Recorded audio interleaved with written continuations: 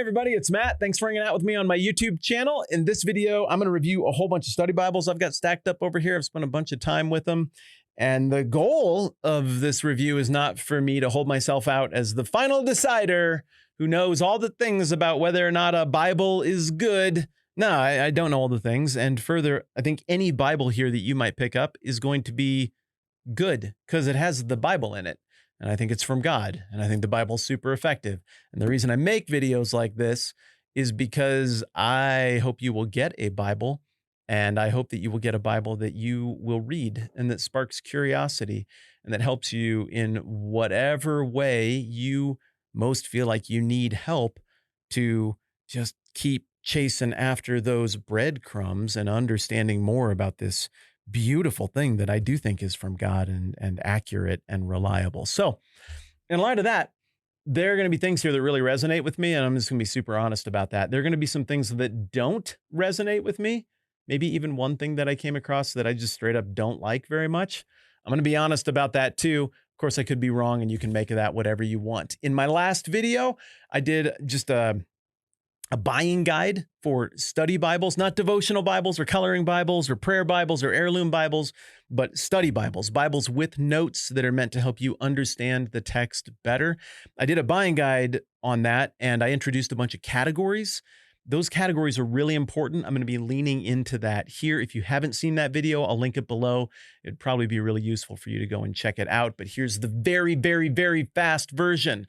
There are a variety of spectrums. A single study Bible can't do everything. They're going to lean toward one end or the other of each of these spectrums. If you have a sense of what you want your Bible to do, where you'd like to be on the slider with each of these spectrums, it's going to make it much easier for you to land on a place where you get something that's likely to work for you.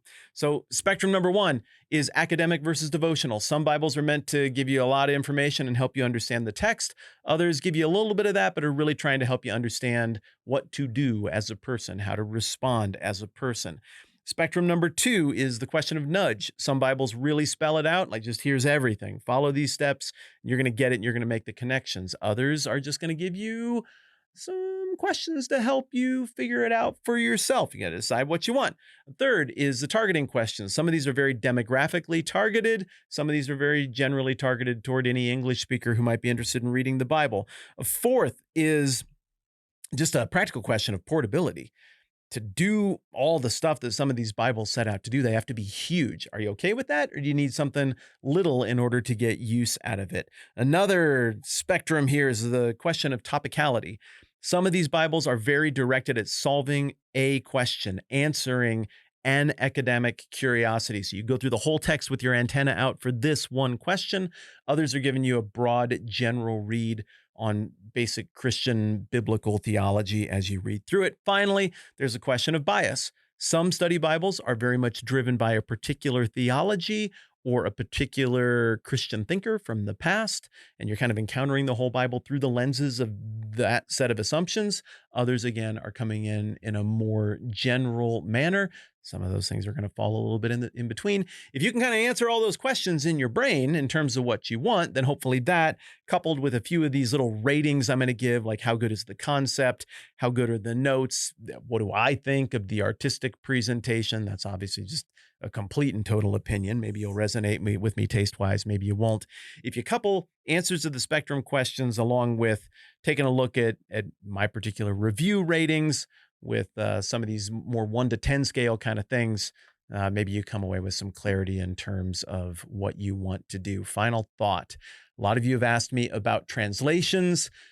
Could we get more that are this translation or that translation, or why are you working with that translation? Well, the reality is I think every translation that I have on or around my desk right now is doing a great job of relaying what the original language, what the original manuscripts are trying to communicate. And I'm at ease with anybody reading any of these. I know some of you feel very passionately for or against one particular translation. That's cool. But I'm just going to operate off of the assumption that you'd probably be, excuse me, just fine with any of these. All right. I think that's all the disclaimers and front end stuff I wanted to do. Let's go actually review some Bibles. Study Bible number 1 is the Gospel Transformation Study Bible. It's an English Standard Version. It's by Crossway. And before I get into specifics about this Bible, I want to use it to talk about some practical Bible features that matter to me. This is a hardcover Bible. Sometimes hardcover Bibles have trouble laying flat.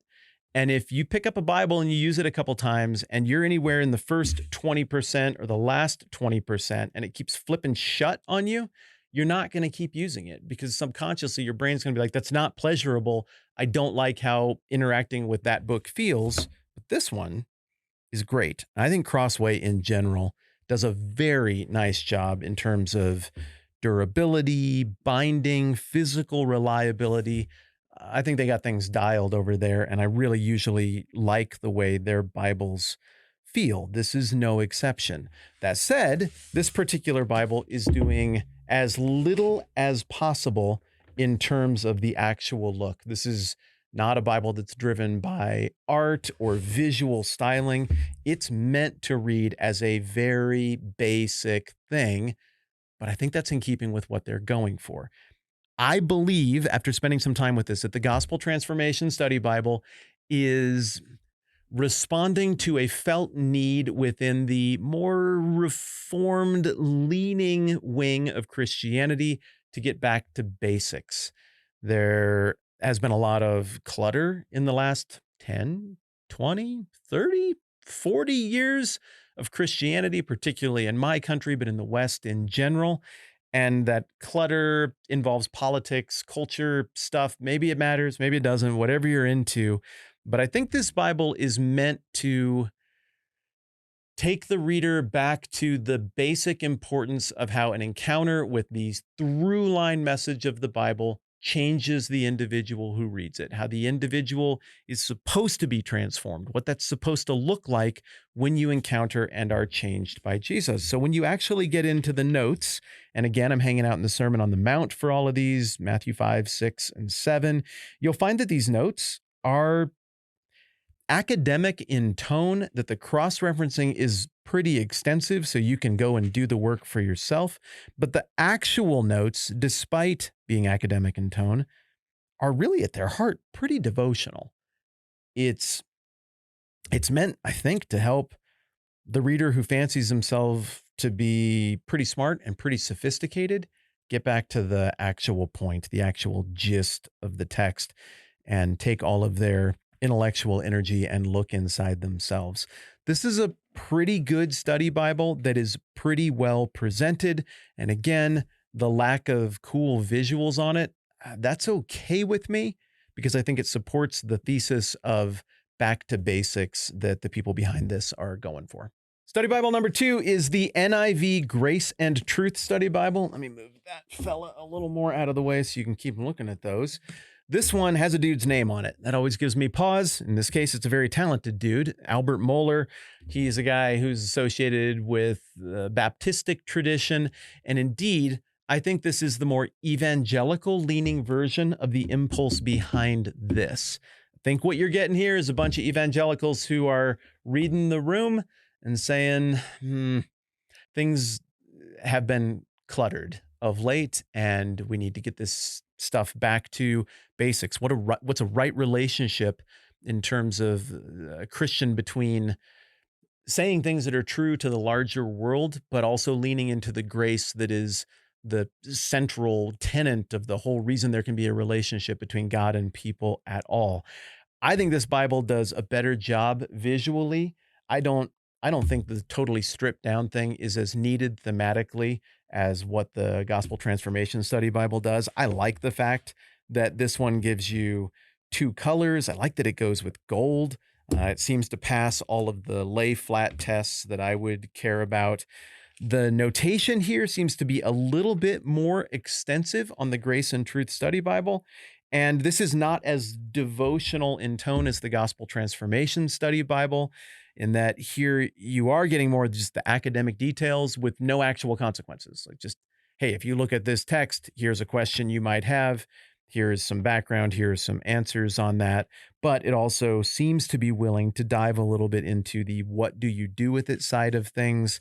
I feel like both of these are an attempt to soften and refocus the Christian mind on the heart of what the text, the truth of the text, is supposed to do in the life of the Christian. If you're looking for something that slides a little more to the devotional side without being patronizing, I think this is a good idea. If you're looking at something that slides a little more toward the academic side, but still keeps you in that devotional space with a little better look and a little better feel to it, and just more extensive notation in general, I think this might be the better fit for you. Study Bible number 3 is the Enduring Voices Study Bible. It's a King James version. It's by Barbour. I don't actually know that publisher. Maybe I'm a great big idiot here. Okay, well, maybe some of you know who that is. I do not. What I do know is this is a really clever study Bible. I love this Bible, and I think King James is the only version that makes sense for it. Here's why.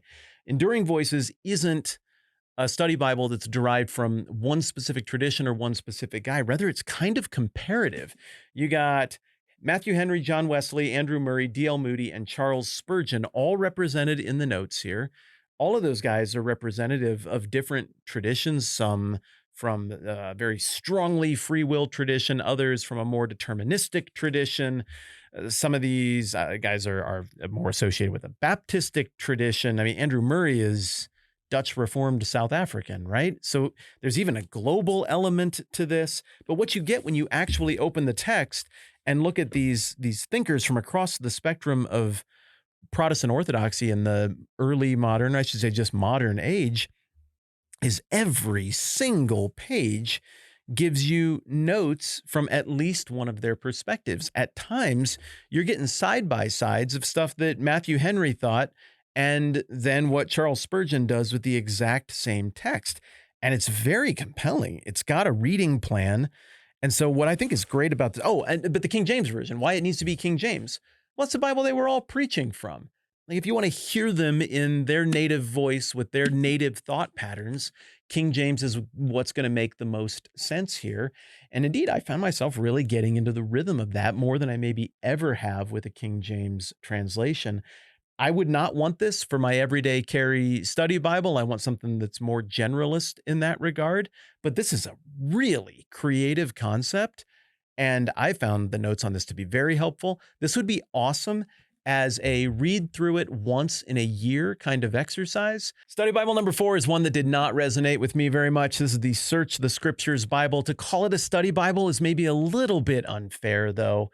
So, I mean, to cut them some slack, yeah, they got study guide right there in the text of this English Standard Version Bible by IVP, but it's not trying to be a classic study Bible. It's trying to be a very light nudge factor Bible that gives you at least one round of interactive questions on average with each chapter of the Bible all the way through. I looked at a ton of them. Some of them I found to be pretty helpful in terms of giving you that nudge and pushing you toward making connections and understanding more stuff about the Bible and theology. A lot of those questions, though, seemed like they were really in a hurry to kind of get past the Kingdom Jesus Bible stuff and get a little bit more into the where do you fit stuff.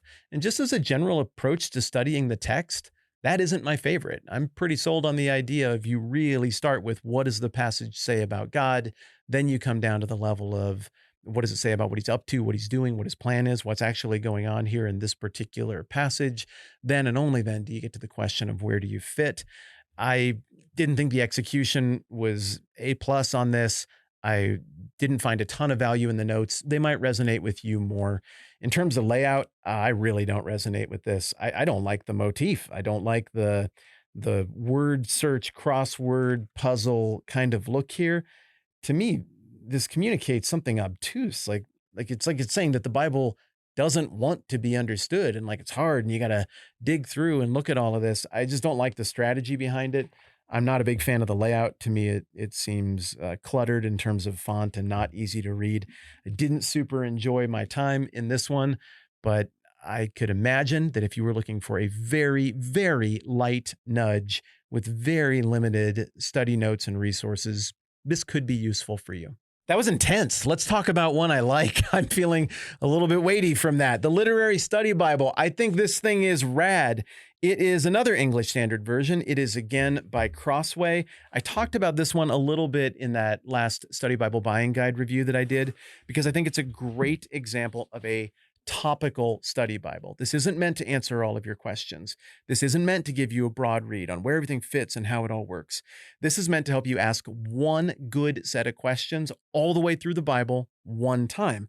What are those good sets of questions? Well, the questions are, how does the text work? What is the author going for? What are the literary flourishes that are being used here?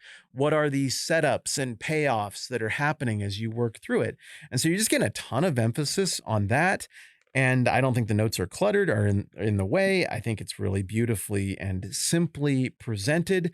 And as I worked my way through Matthew on this one, I felt overwhelmingly like, yeah, I see it the same way in terms of a lot of the literary structure of Matthew. I resonated with the notes that were there, and I found them to be helpful. This is the kind of Bible you could pick up, read through in 1 year, end to end, and have a fresh appreciation for every book of the Bible. I thought this one was pretty cool, and I like the way it's presented.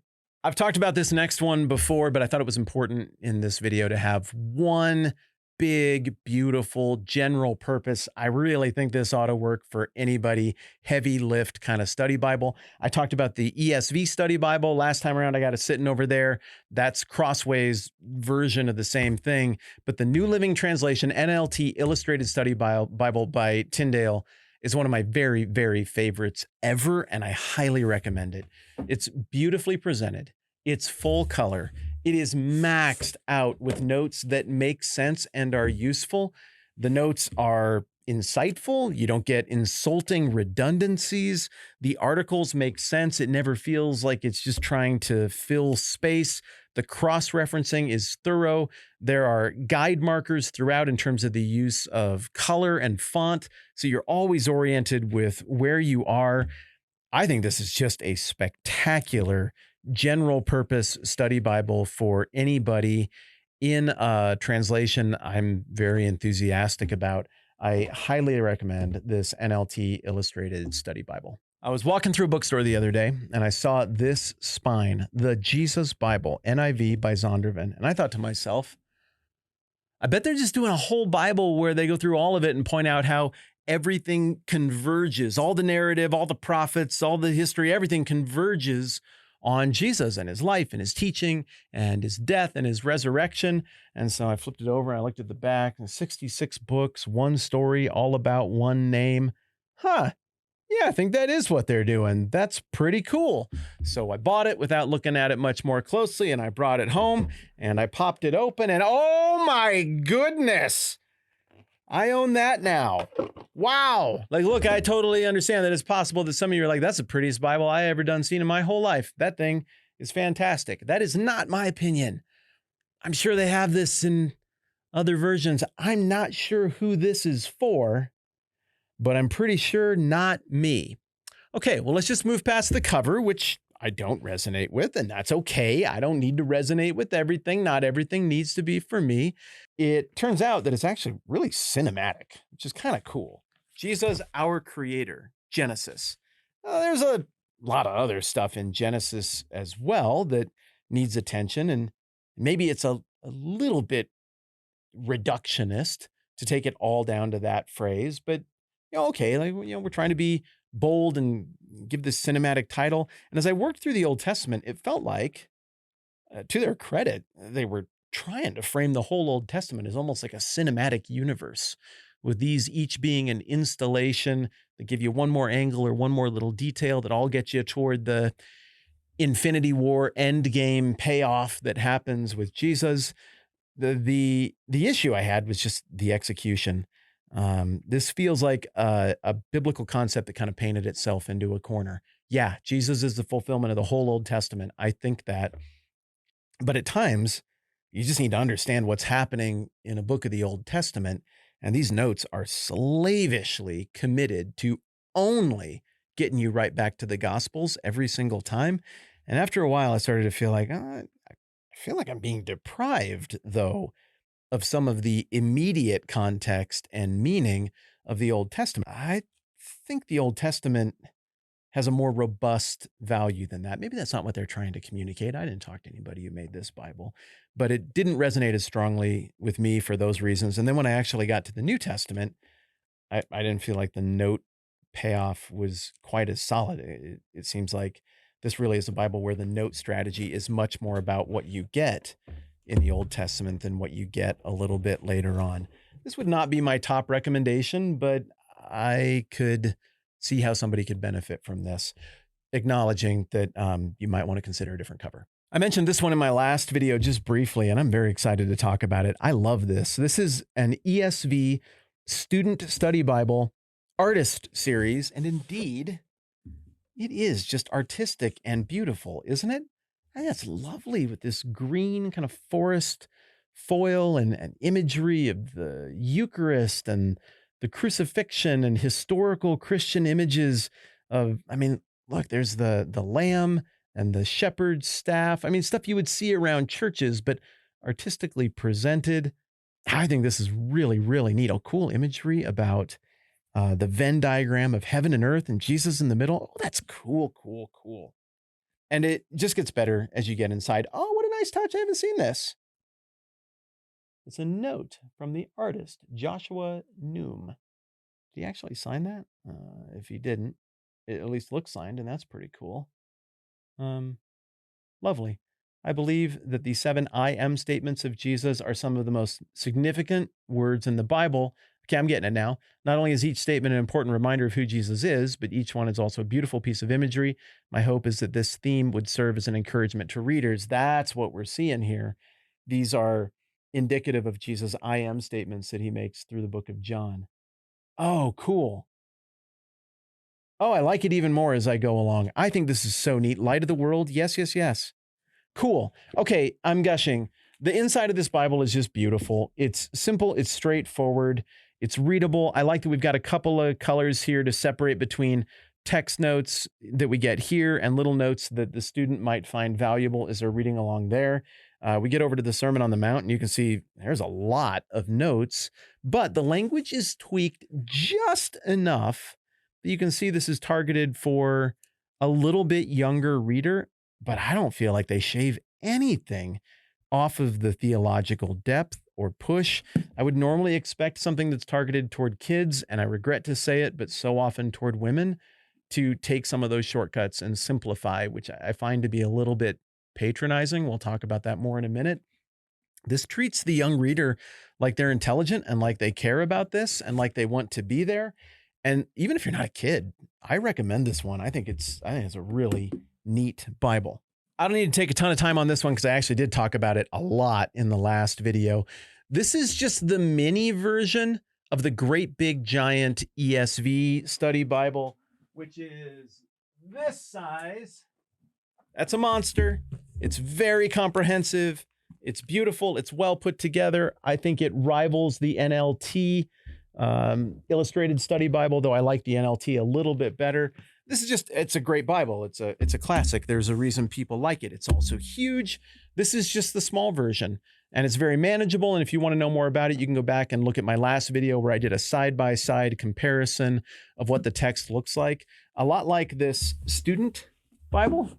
We're getting a lot in that amount of space without cutting any corners in terms of theological depth. Hey, real quick, it's me from the future. I was over in the other room editing this video, and I thought of one more question we need to speak to about these ESV study Bibles and the Concise Study Bible. They've all got notes, obviously, about the text, and I thought you'd be interested to know how they seem to relate to one another. So the Concise Study Bible seems to have its own family of notes entirely. What I noticed is that the student ESV study Bible, the women's study Bible that I really like, and we're going to talk about in a minute, and this big mega ESV study Bible, they all have notes on basically the same verses. So the coverage is the same, but these two sets of notes, the very advanced, in my mind, student study Bible and the very quality women's study Bible, these are identical, just the exact same stuff. What's different is the little articles and the little topical paragraphs that are inserted alongside those text notes between the women's study Bible and the student study Bible. And the women's study Bible just has a lot more resources with it as well. Again, more on that in just a minute. The ESV Study Bible has effectively the same notes as the Student and Women's Study Bible as well. They're just a little bit more fleshed out, and there's so many more resources, maps, color, pictures, that kind of thing. But what's interesting to me is that this Concise Study Bible seems to have a completely different set of notes, much shorter, still covering a lot of the same verses, but it looks like this was either rebuilt from the note family used here or maybe even built from scratch. Whatever the case, all of these notes are very good. The Gospel Transformation Study Bible, however, is a completely different animal. The notes here deal in more general, sweeping terms, covering large passages, like 6, 8 verses at a time, instead of specific little notes like, oh, this town was located here, archaeological discovery happened here. Here we're looking at the big picture point of each of these passages with a little bit more application and devotional stuff to go along with it. So that is how these notes relate to each other across these ESV study Bibles we've been talking about.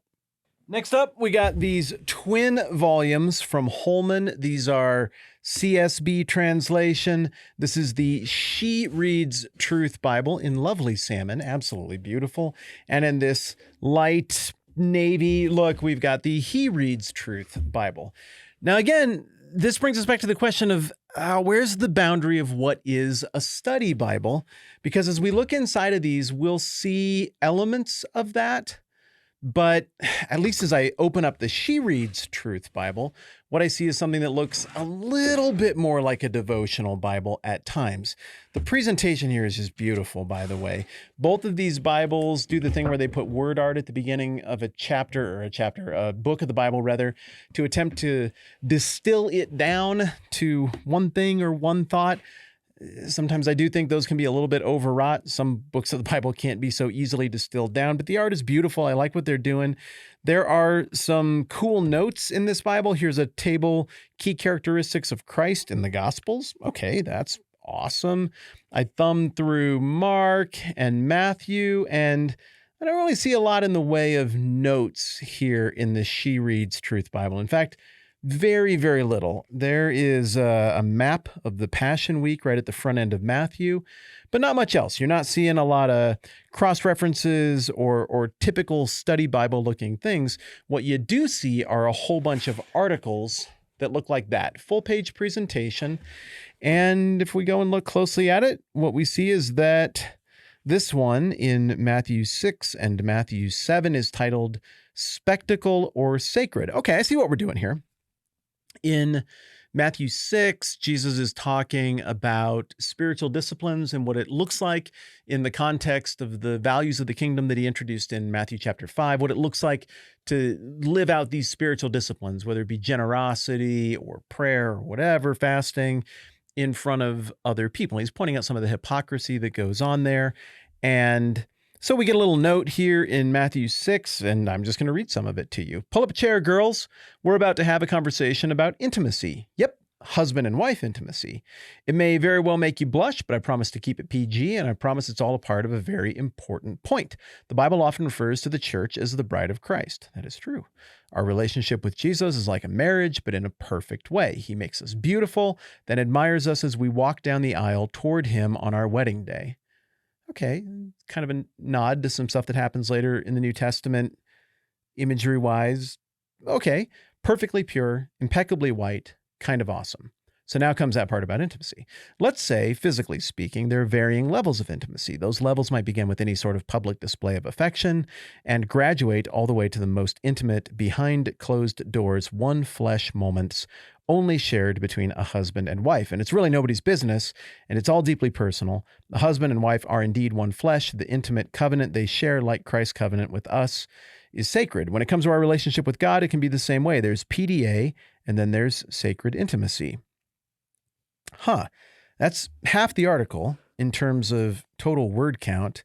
And then it looks like the punch here is in bold. Jesus doesn't want your love to be a spectacle. He wants it to be sacred. And then another bold note, is your prayer life simply a spectacle, or is it spectacularly sacred? Well, I suppose those are good questions. But I can't help but feel like we're kind of missing some things from the Sermon on the Mount. I mean, that's our only article on the Sermon on the Mount where the whole idea of the king and the kingdom is articulated. The Lord's Prayer is more than just a way to pray humbly. Like it's a right orientation before God, him as king, us as subject. It doesn't really touch on any of that. I don't know who wrote that. There's no name on it. I'm not trying to criticize anybody or be harsh, but that feels like a miss to me. And I would not want to go through a whole Bible with notes like that per se. And it makes me really curious in terms of what to do with this, to go and look at the He Reads Truth Bible, again, same series, complementing Bible, same branding. How is this going to be different than the She Reads Truth? I'll pop it open. And what do we notice right off the bat? This is bigger. Well, why? Is the font bigger maybe? No, actually the font looks like, is it even smaller perhaps? I mean, if anything, it's the same size. And as I thumb through this, whoa, look at all of these study Bible-like features. Jesus' parables are all organized out here. In Luke, here's a full color chart. This is a map with the travels. Oh, this is the itinerary of the Advent guide to Luke. That's cool. More word art introducing things. Here's a chart about the divinity of Christ in Mark, the humanity of Christ. These are some good resources, and they're just everywhere. Literary patterns in Mark, are you kidding me? That's excellent. That's incredibly useful. A whole chart of Jesus' miracles with like an infographic for how they break down and what they achieve. Cool map of the Sea of Galilee. Here's a whole feature just on Bethlehem and Scripture, structure of Mark stuff. Matthew's 5 discourses. I mean, that's exactly how Matthew is structured. That's great. Why are there 4 gospels? Here's what I'm getting at. What's with all this deep dive, really quality, intelligent academic stuff? Who is Jesus? A massive chart there that we're getting here in the He Reads Truth Bible that we're not getting in the She Reads Truth Bible. I go to the Sermon on the Mount and I get this great introduction to it, the 12 disciples, the detailed breakdown of the Beatitudes, and then, well, I guess I already told you about the Who is Christ thing that comes at the end of that. I'm choosing my words carefully. I don't like the disparity between these two Bibles that are branded the same way and that are held out as being complementary to each other. I think that this beautiful salmon-colored She Reads Truth Bible is patronizing by comparison to the He Reads Truth Bible. Maybe I'm old-fashioned. Maybe I believed the things that my teachers taught me and that my parents taught me and that my church taught me when I was a kid. But I think men and women are equal. I think that men and women have the same capacity for thought and depth and comprehension. But that isn't how this comes off. How this comes off is, well, we think men like to think things and have the information and to understand the Bible deeply. We think women kind of want to hustle past that part and read articles that have some stuff to do with God, but also like a lot to do with like feelings and stuff. I don't like it. Am I being too simplistic and reductionist here? Maybe. But I didn't just arrive at this sitting here at this desk this moment and, oh, wow, I'm starting to get that rant tone. Easy, Whitman, easy. I have a lifetime of looking at stuff from, particularly within evangelical Christianity, that is targeted toward women, that is consistently patronizing, that treats my sisters as though they are somehow dumber than my brothers. And I don't like it. I don't know if there's some kind of demographic research to say this is how things ought to be, but I find this off-putting. I don't like what it communicates. I think if you want to get to what you do with God and what you do with the Bible, how you respond to it, you get there more in the way the He Reads Truth Bible is trying to get you there than you do here, where you skip over the work and just get to the feelings and your reaction to it.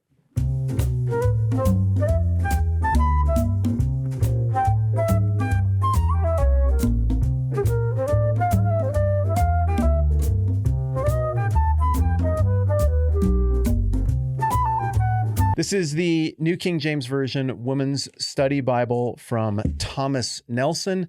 I talked about the design and color choices here last time around. Not for me, but I certainly could see how that would really resonate. I mean, it's pretty in its own way, clearly branded for women or a certain type of woman with a certain type of taste. You open it up, and this one has like this really pleasant kind of handwriting cursive for all of the subtitles, a very strong pink motif inside, outside, and on the edges. But then you go through and you look at the notes, and I'm looking at them to see like, well, are we getting something from this Women's Study Bible that looks more like the depth and quality of this He Reads Truth thing? Or are we getting stuff that looks more like the She Reads Truth thing? And right off the bat, I got to say, I'm pretty impressed that there are a lot of resources here. In terms of just trying to put stuff in front of you, there's a ton here.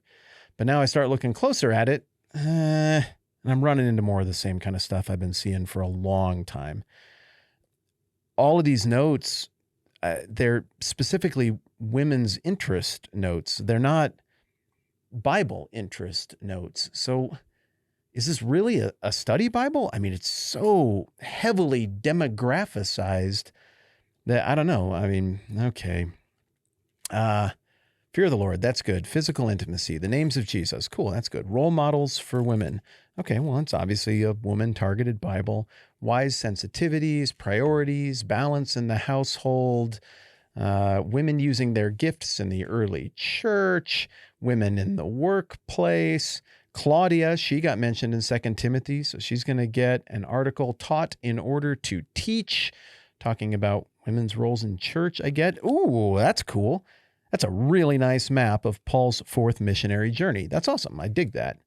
So what I'm seeing is like a 5-to-1 ratio of stuff that is deeply demographically targeted, almost to the point, I would say, of not totally squaring with the first and most overt reading of the text. About a 5-to-1 ratio of stuff like that is very demographized versus stuff that's just like, this is the raw material of the Bible. This is what you'd need to know. Prayers for your children. I'm for that. Like, I don't want to just gripe about it, but spiritual gifts of women in the Bible, women and Jesus. Like at some point though, it's kind of like this Jesus Bible where, okay, like I get that you want to point everything back to the resurrection and the crucifixion, and you should. That is the centerpiece. But also, like, there's some other stuff happening on the pages here that, like, we could dig into that a little bit more just for what it is.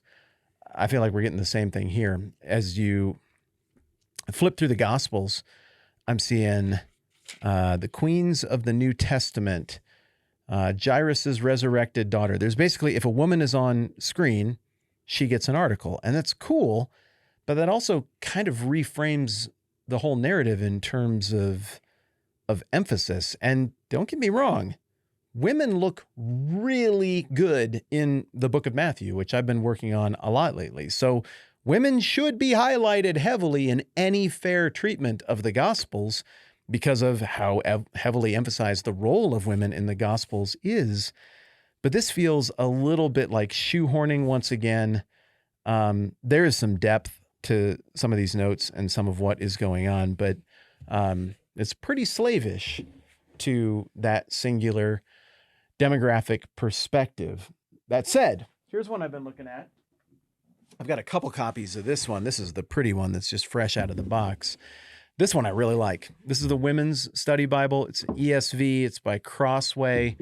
And I tell you what, I think I would just use one of these myself. I mean, I don't know. I know a lot of women would remark that, hey, we have to use a lot of things that overwhelmingly are branded with a nudge or a lean toward men.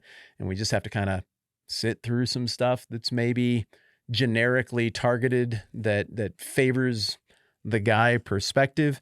I would be shoe on the other foot here because there is definitely a feminine perspective built in, but mostly it's just a Bible perspective that's built in. This is beautifully presented. I love the way that at the beginning of each chapter in this one, you just get a work of art that kind of summarizes the book or points to some key themes or motifs. And you can just think about what that art does instead of trying to distill everything down to a couple of words or a singular phrase. And I think that's beautifully presented. I really like the gold and black on white approach to the text. But as I'm thumbing through this, these notes, I mean, it's a study Bible. This assumes the competence of the reader. It assumes that they want to do the work to understand the text before we get to the part about what do you do, or where does it affect me, or what is this? How does this speak to a mother's heart? And at the same time, I'm seeing notes and articles here that look like they're framed with women in mind. But this one here, it's about the cross of Christ, and overwhelmingly, that's just an article that's about the cross of Christ and what that looks like. True worshipers. This is a wonderful Bible. I'm very, very impressed with this, and I would highly recommend it to anyone. I mean, don't get me wrong. It's probably going to feel weird if you're a dude and you're going to church and you're carrying around something that says Woman's Study Bible, but you could throw a thing of like silver duct tape over that and draw like a knife on there, or like a skull, or like a mountain or an elk or something. Probably nobody would even know. This is really effective. And I just want to say thanks to the people who made this for, in my estimation, treating women with esteem, with high expectations. It's me from the future again. I'm in the other room editing the part where I'm feeling frustrated with some of the trends in women's Bibles and trying to point out some of the ones I think do it a little bit better, like this ESV Women's Study Bible. I got to thinking, I have another one sitting around, don't I? I thought I had a Holman Women's Study Bible, the same people who make the She Reads Truth. And so I went and I dug around a little bit, and sure enough, boom, I found it.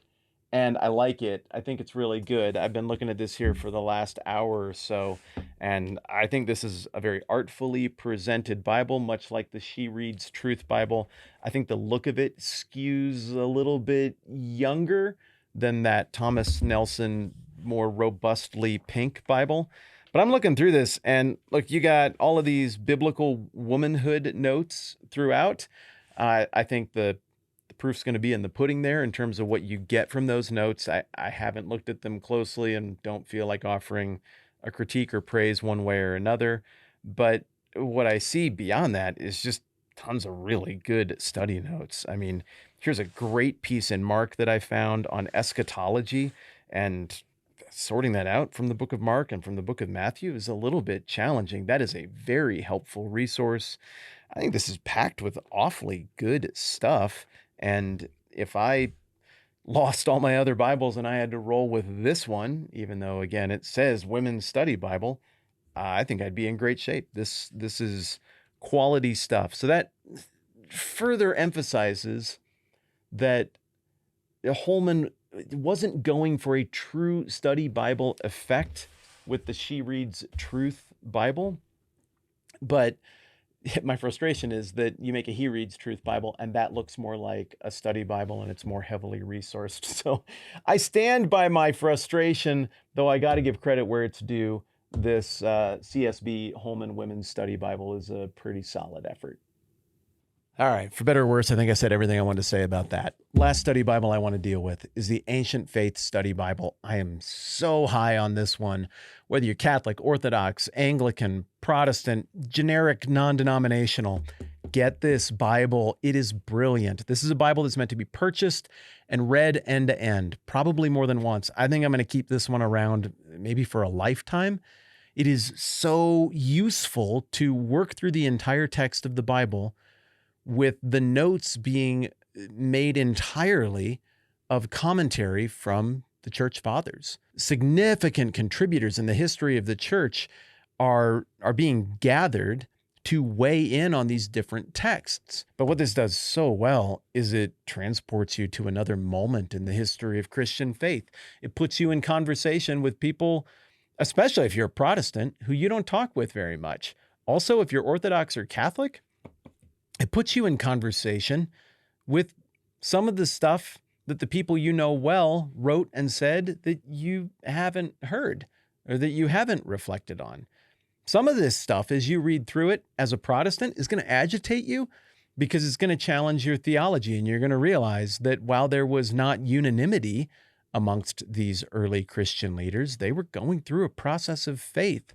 And some of what they thought is it's going to provoke, it's going to prompt you to need to dig deeper, to want to dig deeper.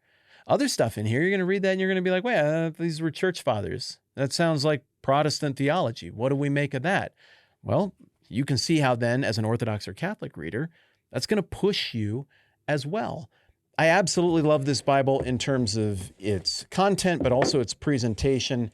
You pop this thing open, I mean, come on, what does that say to you? From the get-go, the design just screams, we're going somewhere else here. This is a different exercise.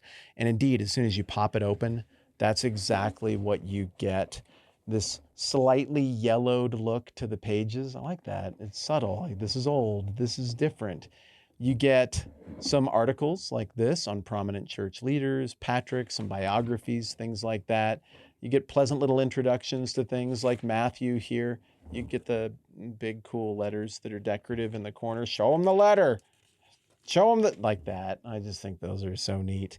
But then down below, this is where it really shines. You're hearing from great minds of the Christian past who are writing in a completely different context, under completely different pressures than what all of these modern writers are writing under now. Some of these guys are so early in the game, they're writing before there is really a circulated, agreed upon Bible. The Bible is more or less written and is being bounced between churches, but under persecution as a function of time.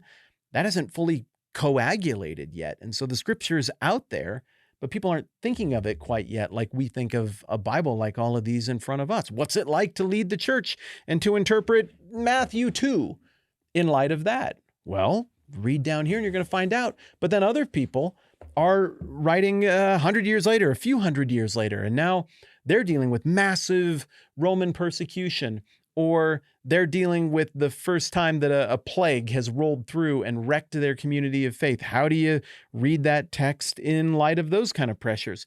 Heck, you get Augustine, who's in here weighing in on passages, and I mean, this guy had to tackle a situation where there was a big persecution, and then like half the people bent the knee to the persecution. We're like, here's our stuff. Here's our secret records and our books and all of that stuff.